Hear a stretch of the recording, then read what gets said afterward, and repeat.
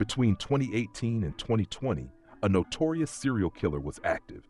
The story begins in Oregon, where a young blonde woman, the Lady, is being pursued in her vehicle by a serial killer known as the Demon. He stops his pickup truck and fires a rifle at her, causing her to crash. Injured, she flees into the woods, tending to a wound where her ear has been severed before continuing to hide.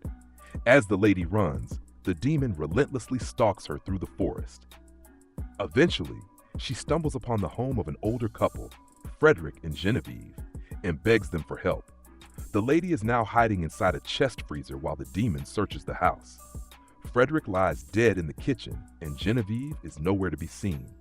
The Demon fires his gun into several chests, but fails to hit her. When he finally shoots into the freezer, the Lady's terrified screams give away her location. The story flashes back to the beginning of their encounter. The Lady and the Demon had met for a one-night stand where she requested BDSM play. At the time, her hair was red.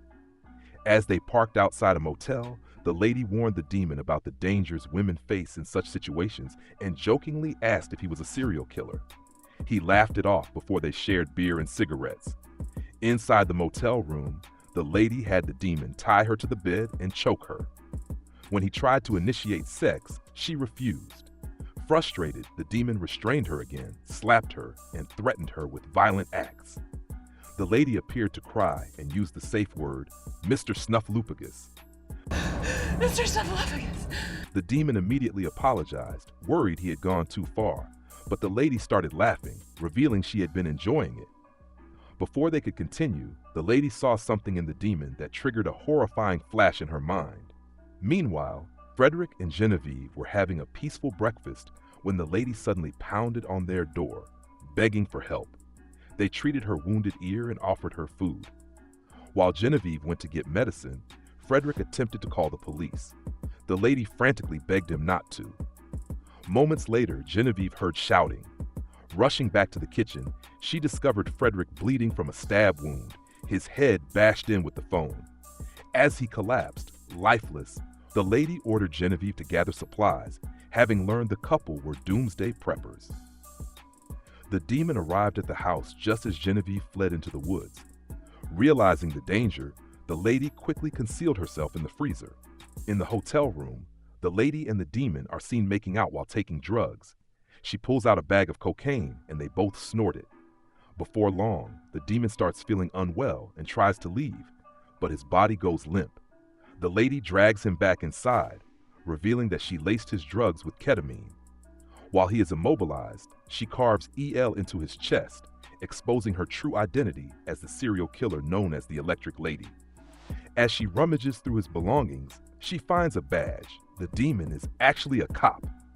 Before she can finish him off, the Demon manages to grab his gun and shoots her, blasting off her ear. The Lady flees and reaches a nearby motel, where she encounters the clerk, Libby, and her assistant, Tanya.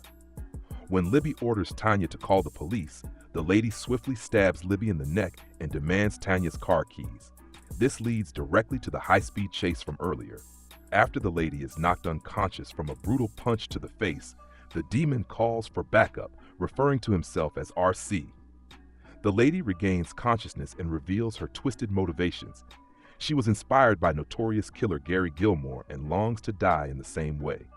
Through tears, she admits that, despite everything, she was beginning to feel real love for him. As the Demon stands, the Lady grabs a can of bear spray and blinds him.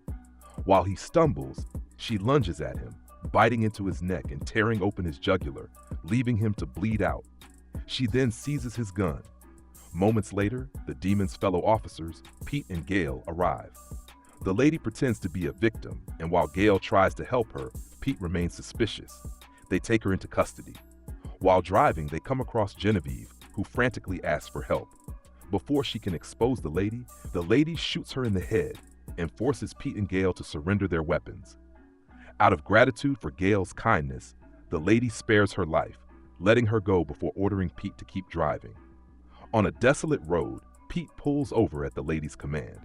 He asks why she kills, and she cryptically responds that sometimes she doesn't see people, only devils. Again, she experiences a disturbing vision of a red, demonic figure, just like she did with the Demon.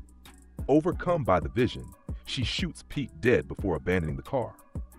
Hitchhiking, the lady is picked up by a passing driver. She plays the helpless victim, and the woman takes her into the car, attempting to call for help. Looking at her own reflection in the mirror, the lady sees another haunting devil flash, and for the first time, a look of sorrow crosses her face. Just as she reaches for her gun, the driver reacts first, shooting her. Calling 911, the driver reports that she fired in self-defense and is transporting the suspect. As the car moves forward, the lady slowly fades, dying in pain.